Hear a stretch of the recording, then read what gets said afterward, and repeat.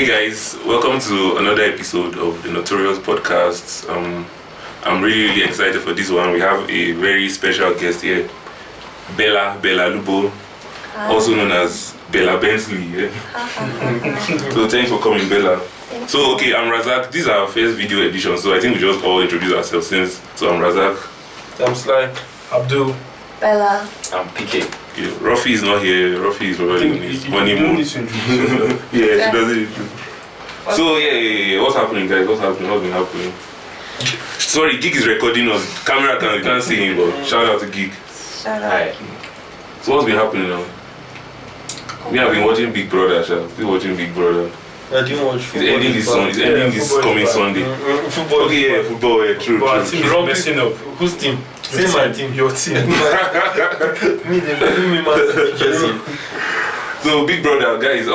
Okay, so last week, I don't know, somebody was washing somebody's pants and it was like all over. Like I don't know, what do you think, Bella? Like a guy was washing a lady's pants, and then the girl was like, okay, one of the girls was like, oh, you're enjoying, he's even washing over there. She was like, then the girl was like, yeah, he knows I'm a clean bitch. Wow. And I saw clean bitch on Twitter. Yeah, that was V. Yeah. Neil was watching V's fans, and then Nengi was like, you're enjoying it. Like, it's in Buster Brain, Sha. And the funny thing, Nengi is the one that, I don't know, a guy has been all up in her also. So, I don't know, what do you think? This guy, like, he has been all up in the girl's like business. The girl has told him no, like we can't be together, like asking her like all over, even wrote letters, blah blah blah. But then and then he's like, he doesn't give up, like he won't give up. And then the day he got evicted, he was trying to like goodbye, then he was trying to kiss her, and then she touched the kiss. Like everybody saw that, like. Okay, then what was I've had somebody in Big Brother who was rejected before Africa and he married the girl. After the decision. Okay, then what was my head was the fact that after the guy left, she now started crying. She cried, like she wept. Like she was crying, like she cried. So like what was that for? Maybe she liked him as a friend. I think it's normal. You miss the guy, yeah. When you were getting someone's attention and then no one's there. Yeah, there's a vacuum. And I don't think Nengi is really close to any other person in the house. Yeah, she So like she literally doesn't have any friend, and also that's him as a friend. Yes. But it was a deep friend zone. As in too much. Like you know what? She held his cheeks. You know how you hold someone's cheek before you kiss them? She held it that way, and then he went for the kiss, and then she turned her cheeks. But there was also there was one other guy that in the beginning who I can't remember what, he was by one girl's bed, and the girl and the guy used to lay together on their bed, and he liked the girl. That was Likon. Was that Likon? Likon and Kiba. I can't remember. I didn't watch it. Don't watch, but obviously on Twitter you must see everything. The stories. It's probably Likon. Likon was like the only assistant's boyfriend. But anyway, who do you guys think will win? Who do you Likon now? It's Likon. But do you watch Big Brother? No. You don't follow at all. From what you Well, I watch from Twitter. Yeah. So from Twitter, what do you think? Like, who do you think is winning? I think Likon has the whole industry support. Have you met him before? Like based on Lagos industry? I think whether he wins or not, he's good now. Yeah, that's the thing. Like, I think one of them, I'm sure, should the be finalists. Yeah, usually some guys. I think it's Likon, Nengi, then probably Dorothy. Okay. Yeah. So would you ever like consider going for Big Brother? I actually want to go. Are you serious? Yeah, if I get the opportunity, I'll go. Because I think like it's a huge platform. Definitely. Like, see Likon now, if Likon should win this thing now, like he's like Even if he doesn't I don't know whether he wins or not. 30 BG will sign him. They don't like those kind of things. They don't like There's something Razak said that is making me really angry about this set. It's the fact that there aren't a lot of creatives that came to this house. Like now all of them are out, and people are definitely going to ask them, you've established yourself, what do you want to do? They just didn't merge. Like this one is showing shirt and bandana, that one is shirt and bandana. All of them, they just have clothing lines. I think there's nothing different about what they're doing. I think they just all went to have fun. think that like probably. apart from maybe 1 or 2. It was COVID-19 era now. Everybody had time to audition, so True. Lincoln is like probably the only person that is going to leverage what this has provided him. Maybe and Nengi too. True. So talking about 30 BG, Davido and Bonner, you give Fem season. That for me, how I see it, but Davido just he said just enough without mentioning a name, but like stirring up the pot and then getting the numbers. Yeah, but he doesn't say anything. Tell Odogu say we like to party. But he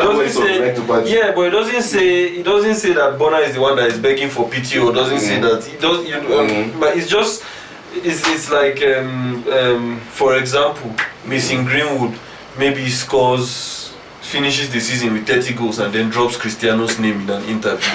It's just you're not comparison. Okay, let me say Neymar. Okay. And then drops Messi's name in an interview.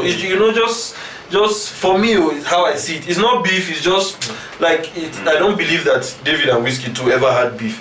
It's just that natural.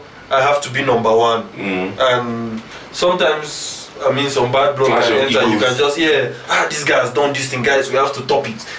This guy has done this thing. We have to top it. Okay, he went this way. We have to go that way. I just feel that's just. I think there is a group of people that believe that there is a very serious beef happening between Davido and Burna Boy, and I watched an interview or a discussion. Some guys on Paul's TV show, they tried to show a chronological flow of how everything happened. So Burna said he was going to drop his album in July, and then Davido came and said he was going to drop the album in July. And Davido, I think Burna now said something about. I really can't remember, but the next thing that followed up was.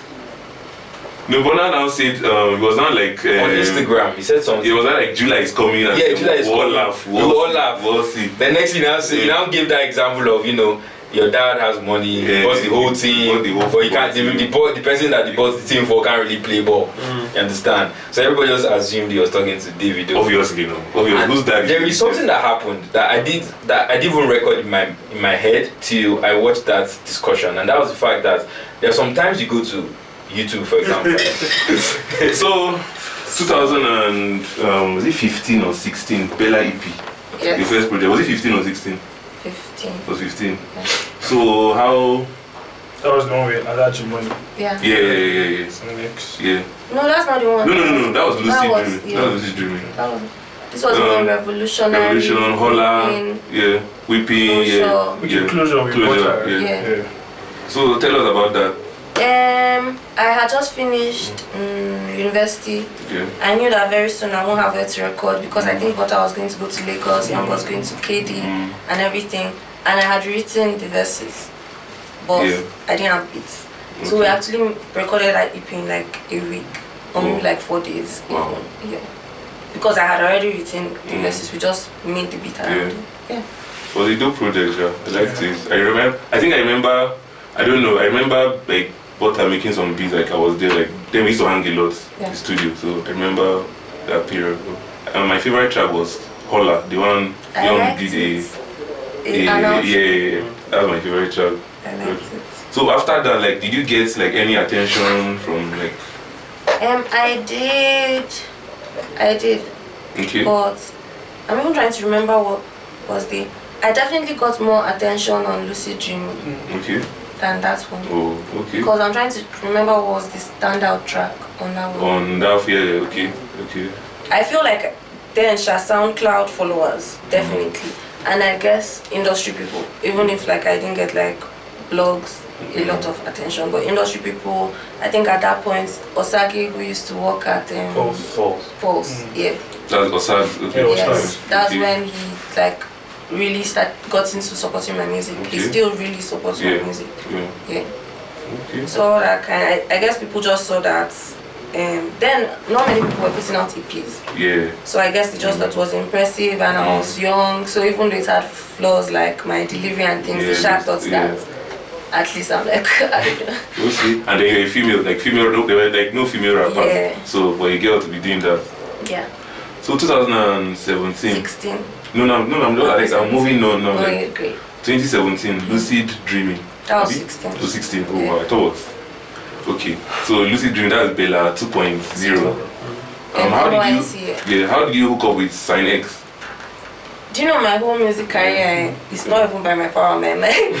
Because I was like, I remember I was just there, like I can't remember where I was. I think I was in Lagos, but I just noticed, okay, from Butter, then a new project, then there's no Butter at all on the I was project. really confused. Yeah, like. But I like your combo. Yeah, like I felt like that. Now, like he was in Lagos, he was more focused. You know, most producers have an artist who's their primary focus. Yeah. His primary focus was young. Obviously. So, yeah. So like he was, still young. Yeah, still young. it was a hustle to even get things done in the first place. Like it was a hustle. Okay. So 2017 NYC, I was in Calabar. Okay. At this point, I'm still not. Even as I was doing music, right? It's not like I was really trying to do it. Do you get? I don't know. It was just I liked it. I enjoyed it, but it's not like okay in my mind. I'm thinking. I don't even know. I don't know. I was just like walking blindly. So, anyways, NYC. I was going to hang out with some of my friends, some people like that from NYC camp. Yeah. And they were like, they're hanging out in one studio. That I should come to the announce and the place. Then I go, and then they met one rapper in Calabar, and then the rapper was now playing his jams for them. I don't even remember the name of the rapper, but he was sharp playing jams for us. We're just listening. I don't think I really liked the rapper sharp, but the beats were mad. The beats were so mad. And I was just saying, man, these beats are mad. Who made these beats? And they're like, Sinex, our in-house producer. This, that. But Sinex wasn't there. He was not 7. He wasn't. He wasn't 7. Okay. Some guys just had a record label in Calabar, and they brought him to Calabar because he went to university in Enugu with them. Okay. But he wasn't in the studio that day. But I was listening to his beats. They were just so mad. Then I now went on Instagram and searched Sinex. Then I saw a handle, Michael Sinex. Then I was wondering, is this the same person? But then I clicked and then I saw he was a producer.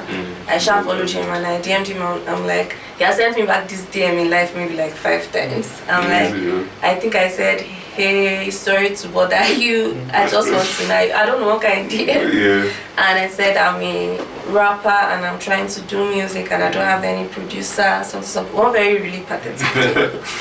But anyways, I sent it to him and then he responded and he said, can I listen to something or something like that? And then I sent him, maybe it was my old work. I don't even know. I don't remember. But then, yeah. But at this point, he has now left Calabar and gone to Lagos because I think the record label was dulling him or something like that. So I was now wondering how. No. I met him one time at the studio. He said I should come to the studio. So I met him one day and then he said he's leaving the next week or something like that.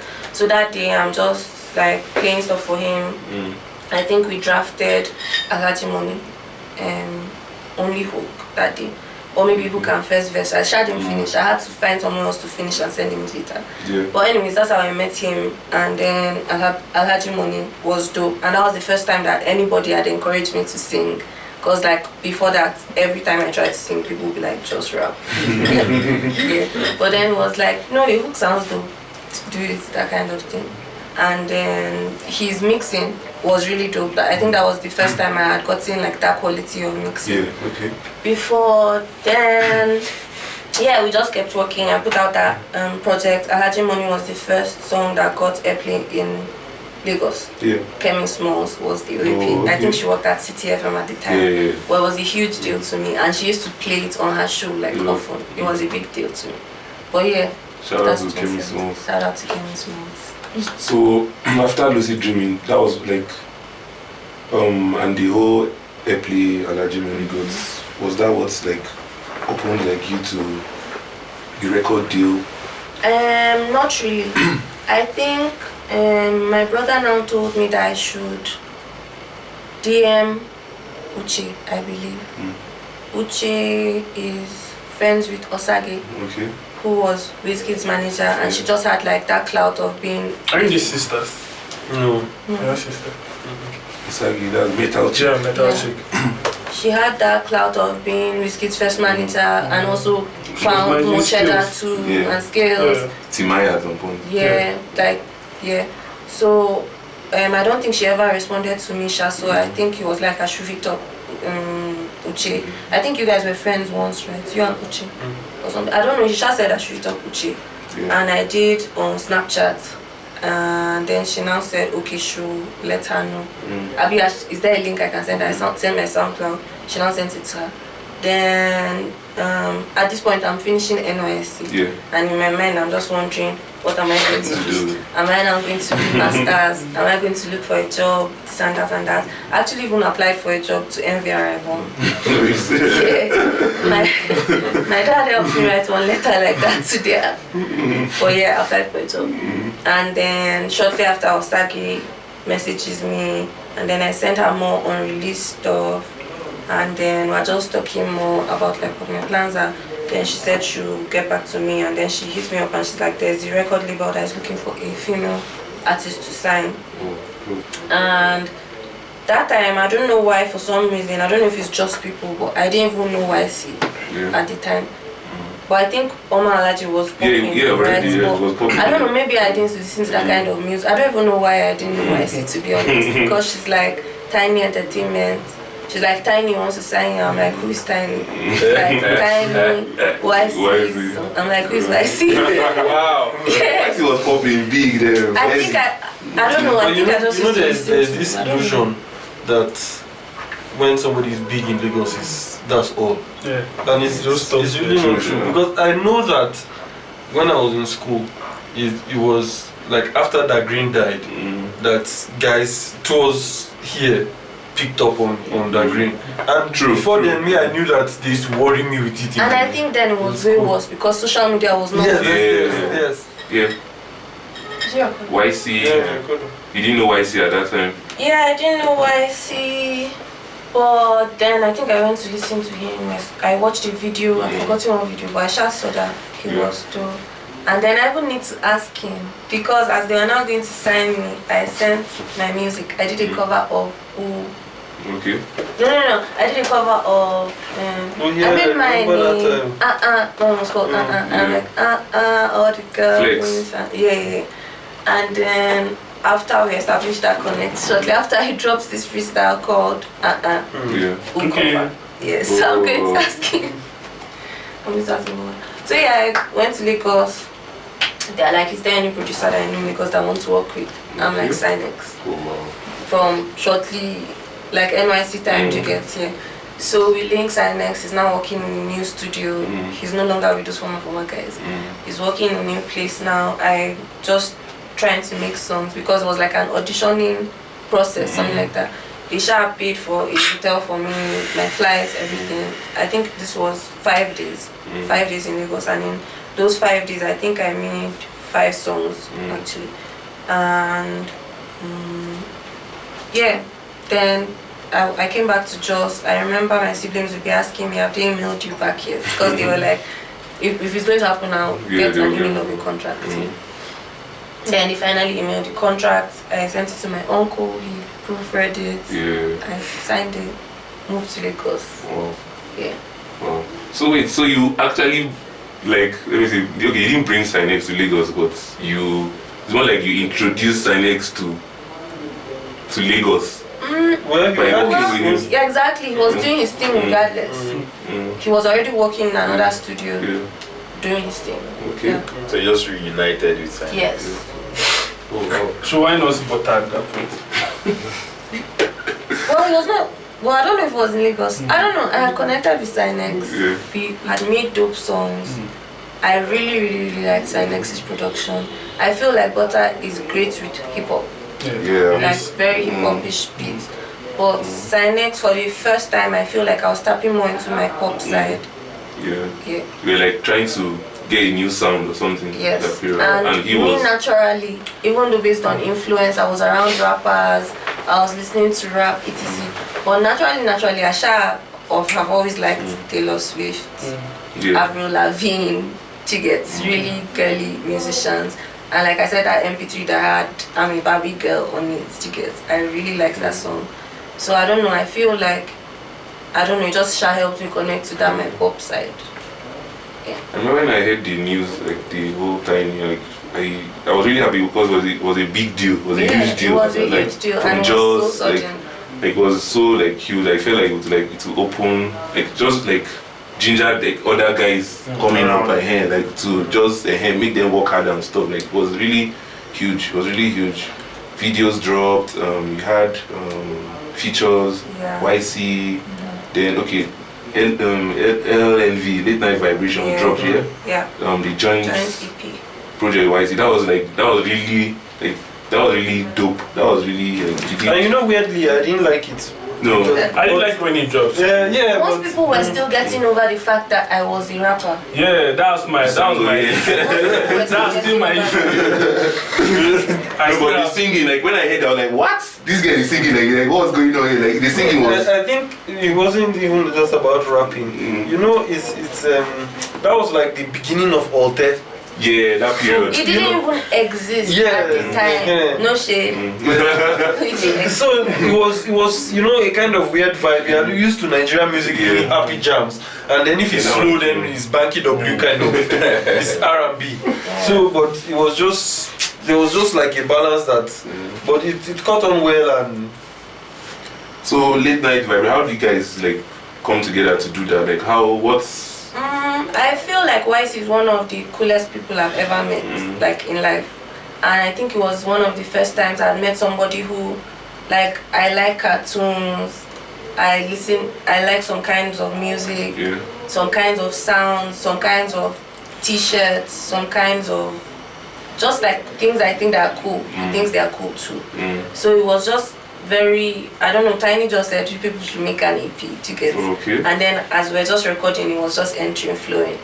Like I had my own personal life, things that were happening, he had his own personal that were completely unrelated, but the songs just sounded like because there was like a connection, like a vibe. It sounded like there was. I think it's similar to what I have with Synex. Should they just call it creative chemistry, I believe.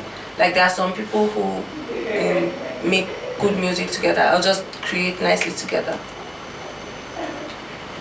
So months after that, he dropped another. I think that Rebella. It dropped towards the end of the year. I think. To end of 2018. Yes, 2018. So like how what was the thought process like behind all that? As a musician, even though that was like I hadn't dropped like many projects at that time, but I just feel like if I stay too long without dropping, I get so restless. Like even if something is not happening, right, I just always feel like I have to do something. Like I don't know how some people will be waiting for money to do this or something to do that, or another person to create something to get. I don't want to feel like I just get really restless. That's the word that I have for it. And I had left Tiny Entertainment. I didn't want to now start saying, no, I'm getting over it, I want to find my footing, I want to blah blah blah. I just wanted to drop music, and that's what I did. So leaving Tiny, you mentioned you left Tiny, so leaving, like, I remember we just started hearing a lot of bunch of stuff, plenty things, social media, Twitter, like a lot of things were happening, like he beat up somebody, this one happened, he left some people stranded in the UK, like a whole bunch of stuff. Like what happened, like what led to like the whole like Tiny crashing or stuff? Like I just feel like it's behavioral issues in general. Some people were just tweeting saying that all these artists that will not read their contract, this and that and that. It was never about the contract. Everybody was okay with the contract. I really believed in the record label and the vision. I believe in YC, I believe in Dr. Tubon, I believe in Tamilari till today. I just felt like everybody was on the right track. We dropped LMV, it was doing great. We were supposed to shoot Tropicana Fruit Juice. How me and Runtown actually became friends, I just randomly DM'd him, and you know how I said, me loving Lamborghini. And I'm like thinking, who has a Lamborghini in this Nigeria? And I think shortly before then they had posted a picture of Runtown in his Lambo. So I DM'd him like, hi, my name is Bella, I'm a musician, can I please shoot a video?